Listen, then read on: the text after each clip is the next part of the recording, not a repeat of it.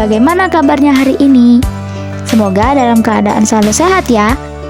Perkenalkan, nama saya Trisha Marilyn Sapan, kelas 10H, absen 36.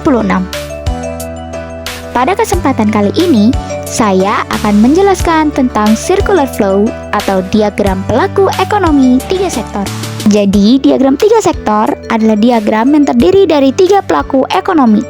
Di antaranya rumah tangga konsumen atau keluarga atau RTK, rumah tangga produsen atau RTP, dan rumah tangga pemerintah. Diagram ini juga disebut sebagai diagram tertutup karena hanya terjadi di lingkup nasional atau di dalam negeri dan tidak terdapat kegiatan ekspor-impor dengan rumah tangga luar negeri. Nah, sekarang saya akan menjelaskan tentang arus yang terdapat dalam diagram 3 sektor seperti yang tertera pada gambar.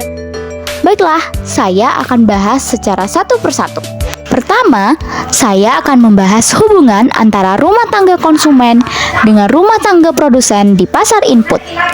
Dalam hal ini, rumah tangga konsumen berperan sebagai produsen yang menghasilkan faktor produksi seperti sumber daya alam, tenaga kerja, keahlian, dan modal yang nantinya akan diberikan kepada rumah tangga produsen seperti yang tertera di panah nomor 1. Lalu, sebagai balas jasanya, rumah tangga produsen memberikan uang sewa, upah, keuntungan atau laba, dan bunga kepada rumah tangga konsumen seperti yang terlihat pada panah nomor 2. Selanjutnya, saya akan membahas hubungan antara rumah tangga konsumen dengan rumah tangga produsen di pasar output.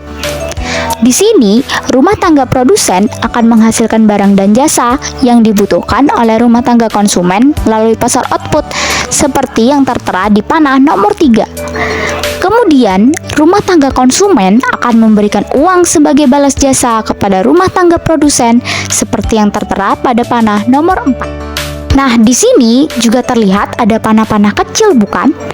Apa sih artinya? Jadi, di panah ini, rumah tangga pemerintah berperan sebagai konsumen yang juga memerlukan faktor-faktor produksi dari rumah tangga konsumen dan produsen melalui pasar input, seperti tenaga kerja atau bahan produksi dari masyarakat.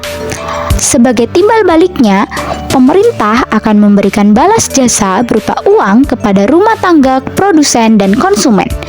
Inilah yang disebut hubungan antara rumah tangga pemerintah dengan rumah tangga konsumen dan produsen di pasar input.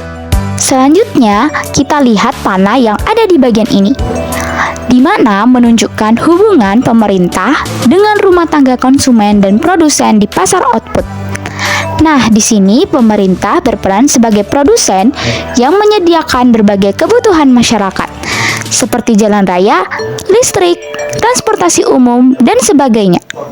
Lalu, rumah tangga konsumen dan produsen akan memberikan balas jasa berupa uang kepada pemerintah sebagai timbal baliknya. Selain itu, pemerintah juga berperan sebagai konsumen, di mana pemerintah memerlukan barang dan jasa yang dihasilkan di pasar output, baik itu alat kantor, komputer, maupun yang lainnya. Sebagai timbal baliknya, pemerintah akan memberikan balas jasa berupa uang. Oke, sekarang kita perhatikan panah nomor 5.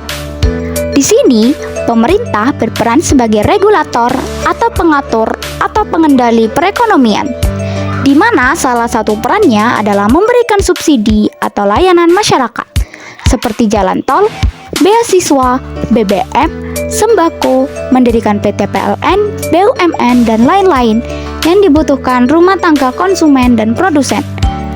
Nah, sebagai balas jasanya, rumah tangga konsumen dan produsen akan melakukan pembayaran pajak kepada rumah tangga pemerintah seperti yang terlihat pada panah nomor 6. Nah, untuk lebih memperjelas dan membuat teman-teman lebih mudah dalam memahami diagram 3 sektor, saya telah membuat rangkumannya dalam bentuk infografis.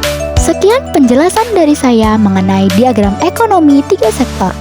Saya mohon maaf apabila ada kesalahan selama menjelaskan. Saya berharap informasi yang saya berikan dapat bermanfaat. Sekian dan terima kasih.